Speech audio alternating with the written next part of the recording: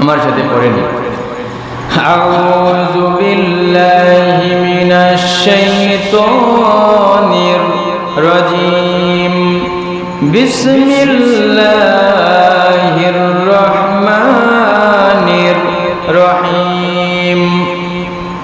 ওয়ালাকাদ আহলাকনাল কুরুনা মিন ক্বাবলিকুম লাম্মা যালামু ওয়াজাআতুহুম রুসুলুহুম বিল বায়িনাতি ওয়া মা কানু লিয়ুমিনু কাযালিকা নাজজিল কওমাল মুজরিমিন সুম্মা জাআলনাকুম খলাইফা ফিল আরদি মিন বাদিহিম লিনানজুরা কাইফা তা'মালুন।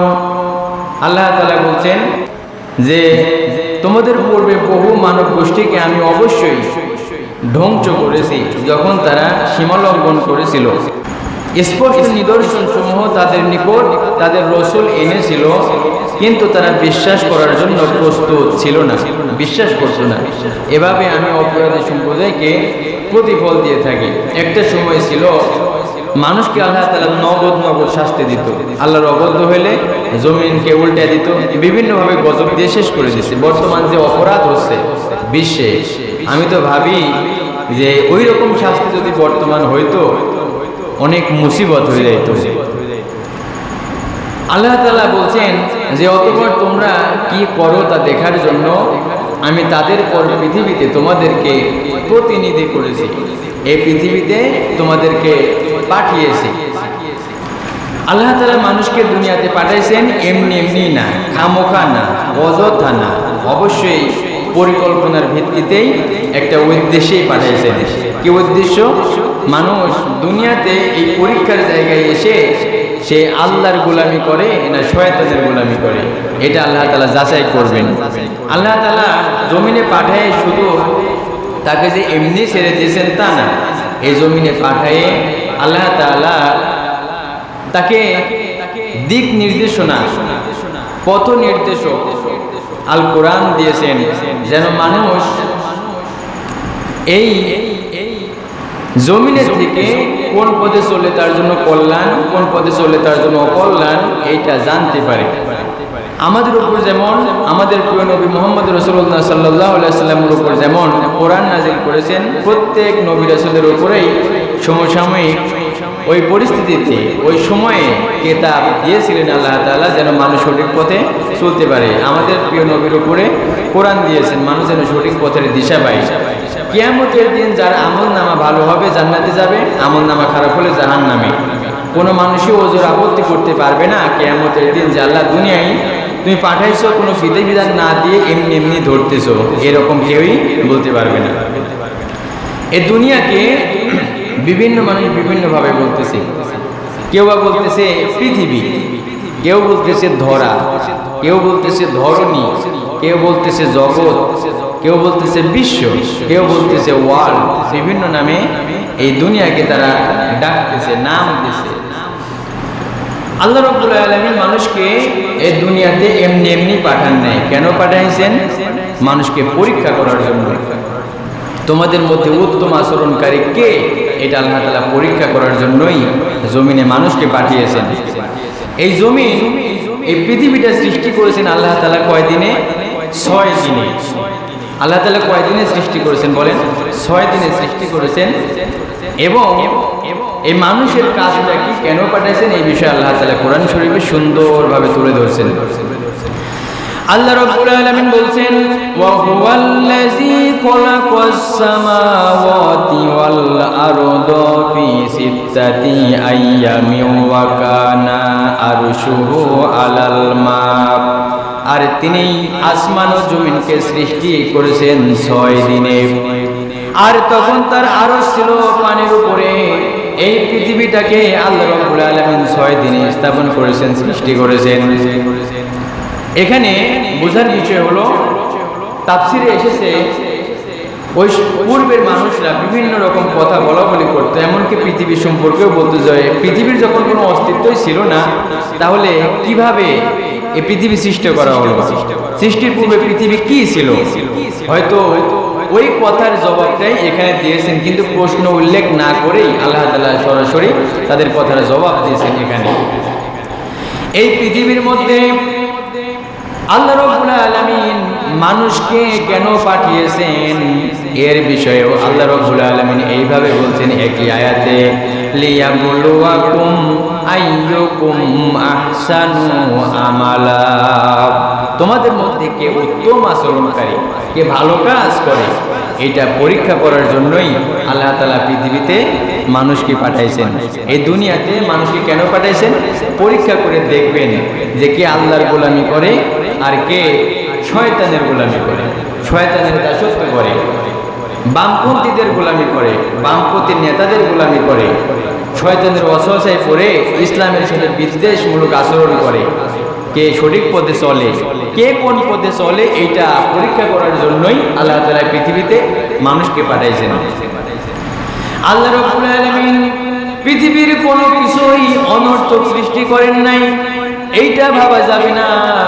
এই দুনিয়াটা আল্লাহ রাব্বুল আলামিন ইচ্ছে হয়েছে তাই এমনিতে সৃষ্টি করেছেন, মানুষকে দুনিয়ায় পাঠিয়েছেন।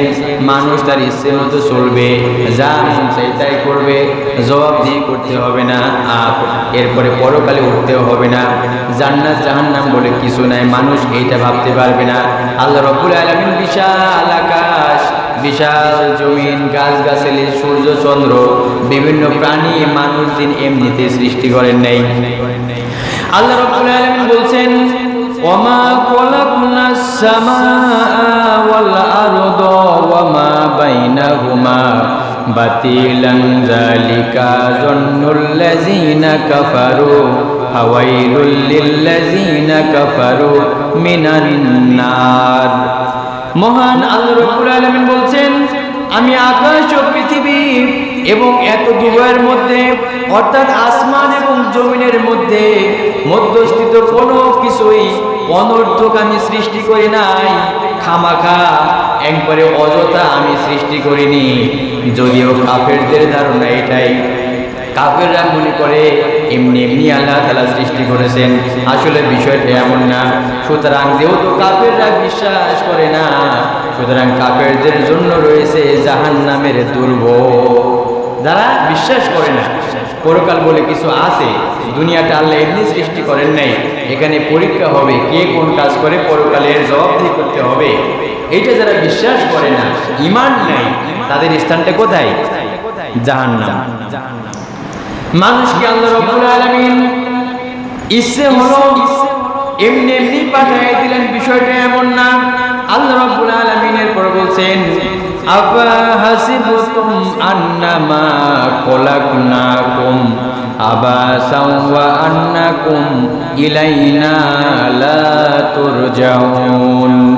তোমরা কি মনে করেছিলে যে আমি তোমাদের অনর্থক সৃষ্টি করেছি? তোমরা কি এইটা ভেবেছিলে নাকি যে আমি তোমাদেরকে এমনি এমনি সৃষ্টি করেছি, খামোখা সৃষ্টি করেছি এবং তোমরা আমার কাছে ফিরবে না?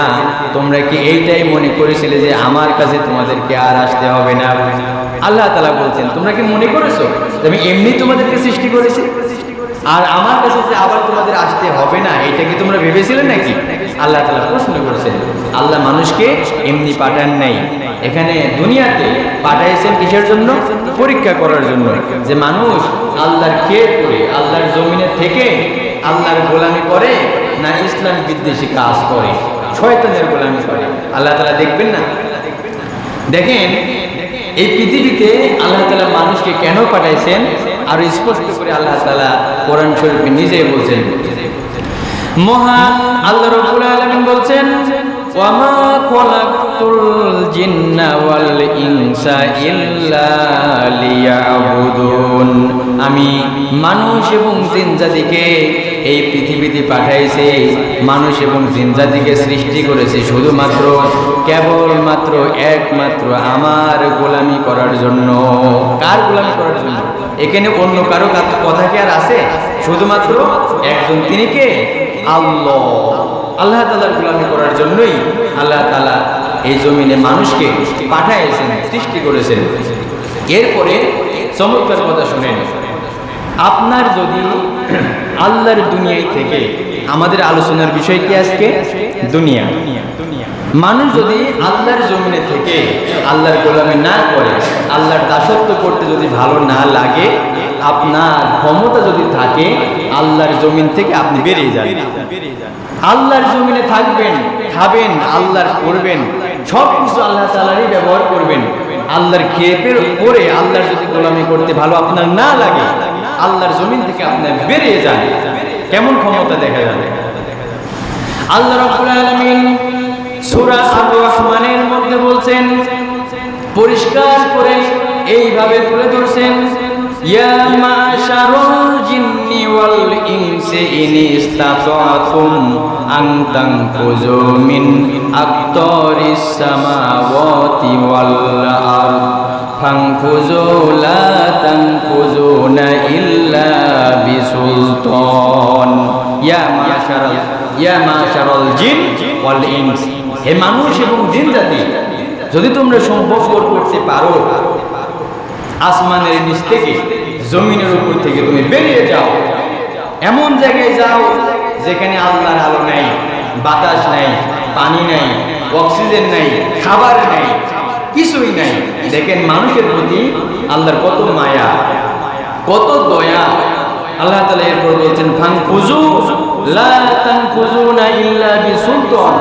আল্লাহর সাবরেইনটি, আল্লাহর টেরিটরি, আল্লাহর সার্বভৌমত্ব থেকে বেরিয়ে যাওয়ার জায়গা নাই। মানুষ যেখানেই যাবে সেখানে কার সার্বভৌমত্ব? আল্লাহ তাআলার সার্বভৌমত্ব। আপনি বাংলাদেশে আছেন, যদি মনে করেন বাংলাদেশে থাকবো না, ভারতে যাব, পাকিস্তানে যাব, অথবা ওমান যাব, আমেরিকা যাব, সৌদি আরব যাব, ওই রাষ্ট্রগুলো কার? পৃথিবীতে যেখানেই যান না কেন, জায়গা কার? আল্লাহ তাআলার। কাফেররা এই পৃথিবীতে তারা যে আছে, পৃথিবীর সৃষ্টিকর্তা আল্লাহ তাআলা, রিজিক দাতা আল্লাহ তাআলা, বিধান দাতা আল্লাহ তাআলা। তাদের বিষয়টা হচ্ছে পৃথিবীতে সৃষ্টি যা কিছু আছে সব কিছু আল্লাহ তাআলা সৃষ্টি করেছেন। পৃথিবীতে যা কিছু আছে আল্লাহ তাআলা সৃষ্টি করেছেন, এটা কাফেররা বিশ্বাস করতে, কিন্তু পরকালে যে উঠতে হবে, জবাবদিহি করতে হবে, এই জায়গায় তারা আপত্তি জানাইতো, বিশ্বাস করতে চাইতো না। কাফেররা মনে করতো যে মৃত্যু এটা একটা হইতে পারে, দুনিয়ায় আছে মৃত্যু একটা হইতে পারে, কিন্তু আবার উঠতে হবে, জিন্দা করা হবে, জবাবদিহি করতে হবে, বিচার আচার হবে, এইগুলা তারা বিশ্বাস করতো না। আল্লাহ রাব্বুল আলামিন বলছেন, ওয়ালা ইন কুনতা ইন্নাকুম মাবউসুনা মিন বাদিল মাউতি লা ইয়াকুলান্নাল্লাযীনা কাফারু ইন হাযা ইল্লা সিহরুম মুবিন। আর যদি আপনি তাদের বলেন, আপনি যদি কাফেরদেরকে বলেন যে নিশ্চয়ই মৃত্যুর পর আবার পুনরুত্থিত হতে হবে, আবার তোমাদেরকে উঠানো হবে, তোমাদেরকে আবার জিন্দা করা হবে, তখন কাফেররা অবশ্যই বলবে এটি তো সম্পূর্ণ স্পষ্ট একটা জাদু। তারা এই পরকালটা বিশ্বাস করতো না। আমি যদি একটু ক্লিয়ার করে আপনাদের জন্য বুঝতে সুবিধা হবে যে তারা এই জমিনটাকে আল্লাহ তাআলা বানিয়েছেন, সৃষ্টি করেছে, এটা বিশ্বাস করছে, কিন্তু পরকাল তারা বিশ্বাস করছে না। কিভাবে দেখেন, কাফেরদের স্বীকারোক্তি এইরকম। আল্লাহ রাব্বুল আলামিন বলছেন, কাফেরদের উক্তি এই সৃষ্টি সম্পর্কে তাদের কি ধারণা, তারা কি বলতো, আল্লাহ রাব্বুল আলামিন এইভাবে তুলে ধরছেন, ওয়ালা ইন সাআলতাহুম মান খালাকাহুম লা ইয়াকুলুন্নাল্লাহু ফাআন্না ইউফাকুন। তুমি যদি তাদেরকে জিজ্ঞেস করো কে তাদেরকে সৃষ্টি করেছে, অর্থাৎ এই কাফেরদেরকে তুমি যদি জিজ্ঞেস করো তোমাদেরকে কে সৃষ্টি করেছে, কে বানাইছে, তাহলে তারা অবশ্যই বলবে, অর্থাৎ কাফেররা অবশ্যই এই কথাই বলবে আল্লাহ। কে সৃষ্টি করেছে? আল্লাহ তাআলা। এটা আমার বানানোর কথা? আমার বানানোর কথা না, আল্লাহ তাআলা কোরআন শরীফে বলছে। কাফেরদেরকে যদি তুমি জিজ্ঞেস করো তোমাদেরকে কে সৃষ্টি করেছেন, তখন তারা এই কথাই বলবে যে আল্লাহ। আল্লাহ তাআলা বলছেন তবুও তারা কোথায় ফিরে যাচ্ছে? প্রশ্ন করছেন, যদি এটাই স্বীকার করে বিশ্বাস করো যে আল্লাহ তোমাদেরকে সৃষ্টি করেছেন, তাহলে তোমরা কোথায় ফিরে যাও? সঠিক পথে তো চলো প্রথম। আল্লাহ রাব্বুল আলামিন এরপর আবার বলছেন, এইভাবে তুলে ধরছেন, ওয়ালা ইন সাআলতাহুম মান খালাকাস সামাওয়াতি ওয়াল আরদা ওয়া সাখখারাশ শামসা ওয়াল কমারা লা ইয়াকুলুন্নাল্লাহ। আল্লাহ তাআলা বলছেন, হে নবী, তুমি যদি তাদেরকে জিজ্ঞেস করো, অর্থাৎ কাফেরদেরকে জিজ্ঞেস করো, আকাশ মণ্ডলী কে সৃষ্টি করেছেন, এই পৃথিবীটা কে সৃষ্টি করেছেন, এই চাঁদটাকে এবং সূর্যটাকে কে নিয়ন্ত্রণ করছেন, তখন তারা অবশ্যই বলবে আল্লাহ। আল্লাহ তাআলা বলছেন, হে নবী, তুমি যদি কাফেরদেরকে জিজ্ঞেস করো আকাশ মণ্ডলী কে সৃষ্টি করেছেন, এই জমিনটা কে সৃষ্টি করেছেন, চন্দ্র সূর্য যা কিছু আছে কে নিয়ন্ত্রণ করেছেন, কাফেররা অবশ্যই এই কথাই বলবে আল্লাহ। এদের এখানে তাদের কোনো দ্বিমত নাই। বৃষ্টিও দিচ্ছেন আল্লাহ, সৃষ্টিকর্তা আল্লাহ। এরপরে আকাশ জমিনে যা কিছু আছে সব আল্লাহ সৃষ্টি করেছেন, বৃষ্টি আল্লাহ দেয়, এই মাটিকে মৃত্যুর পর আবার পুনরুজ্জীবিত করেন আল্লাহ। এটা কাফেররা অস্বীকার করতো না। কিন্তু মুশকিলটা হলো তারা পরকাল বিশ্বাস করে না। যখন রাসূল দাওয়াত দিত তখন তারা পরকাল বিশ্বাস করতো না, যে মরে যাব, হাড্ডি গুড্ডি মাটির সাথে মিশে যাবে, আবার নাকি আমাদেরকে জিন্দা করা হবে। এটা তো বুদ্ধি বহির্ভূত কথা, বোঝার বহির্ভূত কথা, কেমনে বিশ্বাস করে? আল্লাহ রাব্বুল আলামিন এই দুনিয়ার জমিনে তাদেরকে শুনাই দিচ্ছেন এইভাবে, যে আল্লাহ প্রথমবার সৃষ্টি করতে পারে ওই আল্লাহ দ্বিতীয়বারও সৃষ্টি করতে পারবেন। অস্বীকার করার উপায় আছে? আল্লাহ রাব্বুল আলামিন বলছেন, ওয়া হুয়াল্লাযী ইয়াবদাউল খালকা সুম্মা ইউঈদুহু ওয়া হুয়া আহওয়ানু আলাইহি। তিনি প্রথমবার সৃষ্টি করেছেন, আল্লাহ রাব্বুল আলামিন প্রথমবার সৃষ্টি করেছেন, অতঃপর তিনি এটাকে সৃষ্টি করবেন পুনর্বার, অর্থাৎ আবার আল্লাহ রাব্বুল আলামিন সৃষ্টি করবেন। এটা তার জন্য অতি সহজ, একেবারে সহজ কাজ। মানুষ যে মরে যাবে, মৃত্যুর পর যে আবার চিন্তা করা হবে, এটা মানুষের কাছে কঠিন মনে হইতে পারে, কাফের বেঈমানদের কাছে কঠিন মনে হইতে পারে, কিন্তু আল্লাহ তাআলা নিজেই বলছেন যেটা আল্লাহর কাছে একেবারেই সহজ বিষয়। আল্লাহর কথা হলো, তোমাদের সকলের সৃষ্টি, পৃথিবীতে যত মানুষকে আল্লাহ তাআলা পাঠাইছেন আরো পাঠাবেন, সমস্ত মানুষকে সৃষ্টি করবেন। যত মানুষ দুনিয়ায় আছে, আরো ভবিষ্যতে যারা আসবে, এদের সবাইকে সৃষ্টি করা, মৃত্যু ঘটানো, আবার জিন্দা করা, একটি মানুষকে সৃষ্টি করার মতো। একজন মানুষকে যদি পারেন সবগুলাই পারবেন, একজন একজন করে বানাবেন এমন না। আল্লাহ কি বলবেন, কোন হায়াত হওয়ার সঙ্গে সঙ্গে কি হয়ে যাবে, আল্লাহর কথাই কার্যকর হবে। আল্লাহ রাব্বুল আলামিন বলছেন, মা খালকুকুম ওয়ালা বাসুকুম ইল্লা কানাফসিন ওয়াহিদা। তোমাদের সকলের সৃষ্টি ও পুনরুত্থান একটি প্রাণীর, একটি মাত্র প্রাণী সৃষ্টি ও পুনরুত্থানের ওই অনুরূপ। একজনকে আল্লাহ তাআলা জীবন দিয়েছেন, মৃত্যু ঘটালেন, আবার চিন্তা করবেন, এই একজনকে সৃষ্টি করার মধ্যেই তোমাদের সবার বারবার আলাদা আল্লাহর কাছে কষ্ট মনে হবে না। একজন পারলে সবাইকে আল্লাহ তাআলা সৃষ্টি করতে পারবেন। আমাদের কোনো সন্দেহ আছে যে আল্লাহ আমাদেরকে আবার পরকালে উঠাবেন? আমাদের তিল পরিমাণ সন্দেহ আছে কি? যদি সন্দেহ থাকে আপনার ঈমানই থাকবে না। আল্লাহ রাব্বুল আলামিন এরপরে এইভাবে তুলে ধরেছেন, লক্ষ্য করেন এই পৃথিবীর বুকে যত নবী রাসূলকে আল্লাহ তাআলা পাঠাইছেন, সব নবী রাসূল মানুষদেরকে, তার জাতি লোকদেরকে আহ্বান করেছে দুনিয়ার বুকে কার গোলামি করার জন্য? আল্লাহর গোলামি করার জন্য। সব নবী রাসূলের দাওয়াত দিয়েছে তোমরা আল্লাহর গোলামি করো। কোন নবী রাসূলই এই কথা দুনিয়ার বুকে বলে নাই যে তোমরা আমার গোলামি করো, আমার দাসত্ব করো। অথচ এক শ্রেণীর মানুষ, কেউ বা ঈসা আলাইহিস সালামকে আল্লাহর পুত্র মনে করতেছে, তার উপাসনা করতেছে, কেউ বা মূর্তির পূজা করতেছে, কেউ বা কবরের পূজা করতেছে, গায়রুল্লাহর ইবাদত করতেছে আল্লাহকে বাদ দিয়ে।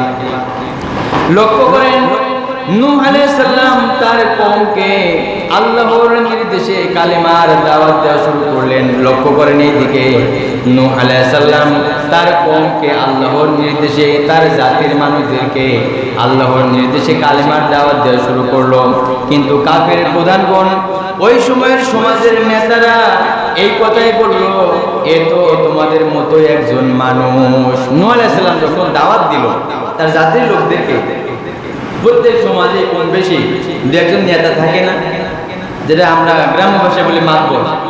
তো ওই সময়ের নেতারা বলতো, এ তো তোমাদের মতোই একজন মানুষ। এমনকি উন্মাদ বলতো, উন্মাদ বলতেও তারা দ্বিধা করতো না। নূহ আলাইহিস সালাম আল্লাহকে বলল, আল্লাহ আমাকে সাহায্য করো, কারণ ওরা আমাকে মিথ্যাবাদী বলছে। আল্লাহ নূহ আলাইহিস সালামকে নৌকা তৈরি করতে বললেন। বুঝছেন বিষয়টা? আস্তে আস্তে আগাচ্ছে। যখন নূহ আলাইহিস সালামকে মিথ্যা অপবাদ দিল, নূহ আলাইহিস সালাম আল্লাহর গোলামি করার জন্য মানুষদেরকে দাওয়াত দিচ্ছে, জান্নাতের পথ দেখানোর জন্য দাওয়াত দিচ্ছে। তারা অবিশ্বাস তো করছেই এবং নানান কথা বলছে, কটূক্তি করছে, উন্মাদ বলছে। নূহ আলাইহিস সালামের কি এটা খারাপ লাগার বিষয় না? আল্লাহর কাছে সাহায্য চাইলেন, কার কাছে? আল্লাহ তাআলার কাছে। আল্লাহ তাআলা বলেন, তুমি নৌকা বানাও, তাদের মজা টের পাওয়ানো হবে। এমনকি নৌকা বানানোর সময়ও ওর জাতির লোকেরা অনেক উপহাস করে নাই, যে পানি নাই, কিছু নাই, ও যাতে নৌকা বানাচ্ছে, নানান টিটকারি দেয় নাই, উপহাস করে নাই, ঠাট্টা বিদ্রুপ করেছে। আল্লাহ রাব্বুল আলামিন নূহ আলাইহিস সালামকে নৌকা তৈরি করতে বললেন। প্রত্যেক জীবের একটা একটা করে জোড়া এবং পরিবারের সদস্যদেরকে নৌকার মধ্যে উঠায় নিতে বললেন। আল্লাহ রাব্বুল আলামিন বললেন, যখন তুমি জলযানে আরোহণ করবে তখন বলো, সমস্ত প্রশংসা আল্লাহর, যিনি তোমাদের অত্যাচারী সম্প্রদায় হতে উদ্ধার করেছেন। আল্লাহ রাব্বুল আলামিন আরো এইভাবে শিখাই দিচ্ছেন, আরো বলো, হে আমার প্রভু, আমাকে কল্যাণকর ভাবে নামিয়ে দাও, এ ব্যাপারে তুমি শ্রেষ্ঠ। আর এই ঘটনাটা, এই প্লাবনটা, এই শাস্তিটা নূহ আলাইহিস সালামের জাতির লোকদের জন্য ছিল একটা নিদর্শন, শিক্ষা, একটা পরীক্ষা। আল্লাহ রাব্বুল আলামিন বলছেন, ইন্না ফি যালিকা লাআয়াতিন ওয়া ইন কুন্না লামুবতালিন। আল্লাহ তাআলা বলছেন, এতে অবশ্যই নিদর্শন রয়েছে। কোন বিষয়ে? নূহ আলাইহিস সালামের ওই নৌকার বিষয়ে, ওই সময়ের ঘটনার বিষয়ে নিদর্শন আছে, শিক্ষা আছে। আমি তো ওদের পরীক্ষা করেছিলাম। নূহ আলাইহিস সালামকে দিয়ে কি করা হয়েছিল? পরীক্ষা করা হয়েছিল। নূহ আলাইহিস সালাম প্রত্যেক নবী রাসূলকে দিয়ে আল্লাহ তাআলা দাওয়াত দিয়েছেন। এটা তার জাতির লোকদের জন্য কি ছিল? পরীক্ষা ছিল, যে আল্লাহর পাঠানো সব নবী রাসূলদের কথা এরা বিশ্বাস করে নাকি অমান্য করে। এটা তাদের জন্য কি ছিল? পরীক্ষা ছিল। মুমিনদের মুক্তি ও কাফেরদের ধ্বংসের মধ্যে নবীদের সত্যতার নিদর্শন রয়েছে এবং আল্লাহ যা চান তাই করেন। প্রত্যেক বিষয়ের উপর, প্রত্যেক জিনিসের উপর আল্লাহর ক্ষমতা চলে। সব কিছুই আল্লাহ রাব্বুল আলামিন দেখতে পান। রাসূলদের পাঠিয়ে আল্লাহ রাব্বুল আলামিন পরীক্ষা করেন যে তার জাতির লোকেরা আমার পাঠানো নবী রাসূলদের কথা মেনে আমার গোলামি করে না অমান্য করে শয়তানের দাসত্ব করে। প্রত্যেক সময়ে যখন নবী রাসূল আল্লাহ তাআলা পাঠাইছেন, যারা নবীদের অনুসরণ করেছে তারাই সফলতার পথে চলেছে দুনিয়া থেকে। যারা অমান্য করেছে নবী রাসূলদের, শয়তানের গোলামি করেছে, তারা কোন পথে হেঁটেছে? জাহান্নামের পথে। রাসূল সাল্লাল্লাহু আলাইহি ওয়াসাল্লাম তার জাতির মানুষদেরকে জান্নাতের কথা শোনাতেন, জাহান্নামের ভয় দেখাতেন। তার জাতির লোকেরা বলতো, আমরা যদি ভুল পথেই থাকতাম আমাদের এত সম্পদ থাকতো না, এত সন্তান সন্ততি থাকতো না, এমনকি ভবিষ্যতেও আমরা এরকম সম্পদ সন্তান সন্ততি পেতেই থাকবো। আল্লাহ রাব্বুল আলামিন বলছে, ওরা কি গায়েব জেনে গেছে নাকি? নবীকে অস্বীকার করতেছে, নবীর কথা মানতেছে না, বরং নবীকে শোনাচ্ছে যে আমরা যদি ভুলভাল পথেই থাকতাম তাহলে আমাদের এত সম্পদ থাকতো না, তোমাদের যেহেতু আমাদের অবস্থায় ভালো, এত সন্তান সন্ততিও থাকতো না, ভবিষ্যতে আরো সম্পদ পাবো, আরো সন্তান সন্ততি পাবো। আল্লাহ বলছেন, ওরা কি গায়েব আগেই জেনে গেছে নাকি? আল্লাহ রাব্বুল আলামিনের কথা হলো, ওরা যে নবীকে অস্বীকার করতেছে, অমান্য করতেছে, ওরা যা বলতেছে প্রত্যেকটা কথা, প্রত্যেকটা কাজ কারবার আমি সব লিপিবদ্ধ করে রাখছি। আল্লাহ রাব্বুল আলামিন বলছেন, কাল্লা সানাকতুবু মা ইয়াকুলু ওয়া নামুদ্দু লাহু মিনাল আযাবি মাদ্দা। কখনো না, সে যা বলে তা আমি লিখবো লিখে রাখবো, লিপিবদ্ধ করব, তার শাস্তি আমি বৃদ্ধি করব। আল্লাহ সম্পর্কে এত বড় বিতণ্ডা, নিজেদের ইবাদত করছেই না এবং নবীকে অস্বীকারের পর এইসব কথা বলা বলে করছে। আল্লাহর কথা হলো আমি ও যা বলতেছে আমি লিপিবদ্ধ করব, লিখে রাখবো। আল্লাহর কথা হলো, লক্ষ্য করেন খুব গুরুত্বপূর্ণ বিষয় এখানে। এই দুনিয়ার জীবনে মানুষ যত সম্পদের মালিকই হোক না কেন, যত বড় নেতাই হোক না কেন, তার অধীনে যত লোক লস্কর যত কিছুই থাকুক না কেন, সব তাকে ছেড়ে দিবে একটা সময়। আল্লাহ চমৎকার করে বলছেন, ওদের কাছে যে সার সরঞ্জাম আছে, ওরা যাদের কথা বলছে সব আমার কাছেই থেকে যাবে, কিন্তু ওরা একাকেই আমার কাছে আবার ফিরে আসবে। কার কথা? আল্লাহ রাব্বুল আলামিন বলছেন, শুনুন, وَنَرِثُهُ مَا يَقُولُ وَيَأْتِينَا فَرْدًا। যে সাজ সরঞ্জাম ও জনবলের কথা এলো বলে, তা অবশ্যই শেষ পর্যন্ত আমার কাছেই থেকে যাবে এবং সে একাকী আমার কাছে হাজির হবে। মানুষ যখন মৃত্যুবরণ করে, দুনিয়া থেকে যখন চলে যায়, তখন তার অর্থ সম্পদ, গাড়ি বাড়ি, টাকা পয়সা, ধন দৌলত, বাগান বাড়ি সব কিছু কি কবরে দেওয়া হয়?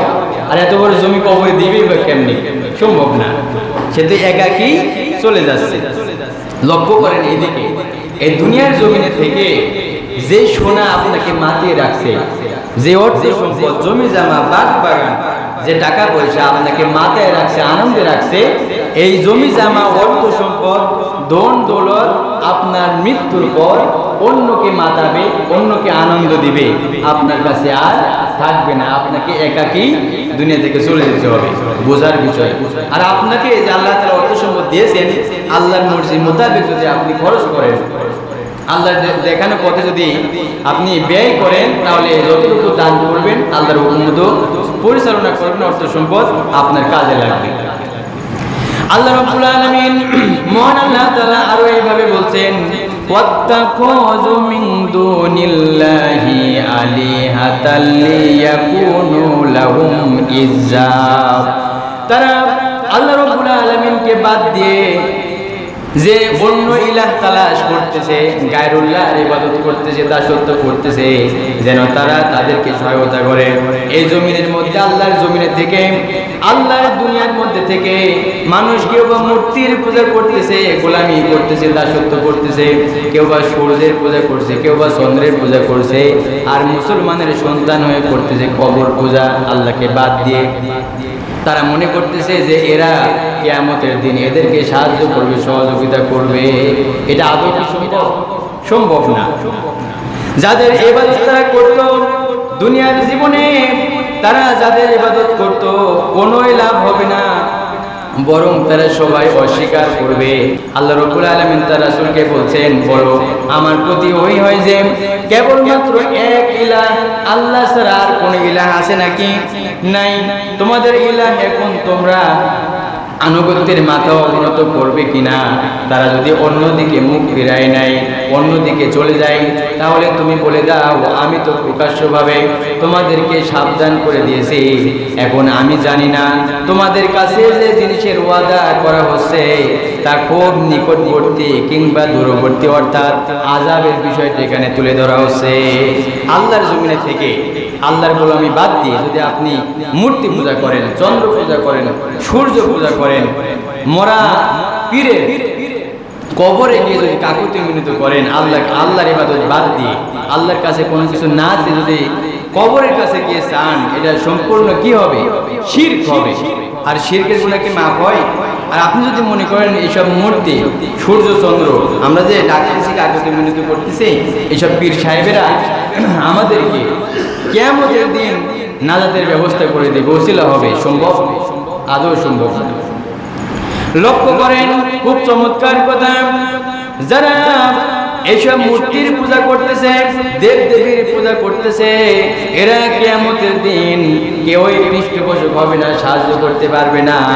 এমনকি এইসব মূর্তিরাই এদের বিরুদ্ধে মামলা করবে। এই মাটি কার? মাটিতে যে মূর্তি বানাচ্ছে, মাটি কার? আল্লাহ তাআলা। সূর্য চন্দ্র কার? আল্লাহ তাআলা। আল্লাহর সৃষ্টিগত জিনিস নিয়ে আপনি মূর্তি বানায় তার কাছে আপনি কাকুতি মিনতি করতেছেন, আল্লাহর শরীক করতেছেন, মারাত্মক অন্যায় কাজ। লক্ষ্য করেন আল্লাহ রাব্বুল আলামিন বলছেন কাল্লা সায়াকফুরুনা বিইবাদাতিহিম ওয়া ইয়াকুনুনা আলাইহিম দিদ্দা। আল্লাহ রাব্বুল আলামিন বলছেন না, কেউই পৃষ্ঠপোষক ও শক্তিবর্ধক হবে না, কেউই তোমাদেরকে সাহায্য করতে পারবে না। তারা সকলেই এদের ইবাদতকে অস্বীকার করবে এবং উল্টা এদের বিরোধী হয়ে দাঁড়াবে, এদের বিরুদ্ধে এরা মামলা করবে। মূর্তি বানাচ্ছেন আল্লাহর মাটি দিয়ে, তার কাছে কাকুতি মিনতি, এসব মূর্তি অস্বীকার করবে। মূর্তিরা কি বলবে? বা যারা আল্লাহকে বাদ দিয়ে অন্যের ইবাদত করে, তারা দুনিয়ার জীবনে এইসব যে করতেছে তাদেরকে নিয়ে পরকালে তারা বলবে যে আল্লাহ, ওরা যে এইসব আহাম্মকেরা যে আমার গোলামি করেছে, আমাকে উপাস্য হিসাবে মেনেছে, আমি তো এটা নিজেই জানতাম না। যারা জানে, মাটি কিছু বোঝে। আবার যেসব মরা পীর, কবরের কাছে যদি কেউ গিয়ে মানত করে, এটা ওটা করে, কোনো কিছু চায়, ও কি শুনতে পায়, ও কিছু দেওয়ার ক্ষমতা রাখে, এরাই মামলা করবে যে আমরা তো জানতামই না যে এরা আমাদের পূজা করেছে, উপাসনা করেছে। কিয়ামত পর্যন্ত তাদের বানানো মাবুদ এই দুনিয়ার থেকে, আল্লাহর জমিনের থেকে কিয়ামত পর্যন্ত যদি কেউ মাটির মূর্তির কাছে পূজা করে, অর্চনা করে, তারা কখনোই সাড়া দিবে না। আল্লাহ বুঝাচ্ছেন, আল্লাহ যদি ইচ্ছা করতেন ফেরেশতা দিয়ে ঘাট ধরে আল্লাহর গোলামি করাইতে পারতেন। আল্লাহ স্বাধীনতা দিয়েছেন, বরং কঠোর না হয়ে তিনি মানুষদেরকে বুঝাচ্ছেন যে তোমরা পূজা অর্চনা করতেছো দুনিয়া থেকে, এদেরকে যদি কিয়ামত পর্যন্ত তোমরা ডাকাডাকি করো, তোমাদের কথার কোনো জবাব দিবে না। কিন্তু আল্লাহর ব্যাপারে কি আসছে? ফাজকুরুনি আযকুরকুম, তোমরা আমাকে ডাকো, আমি তোমাদের ডাকে সাড়া দেব।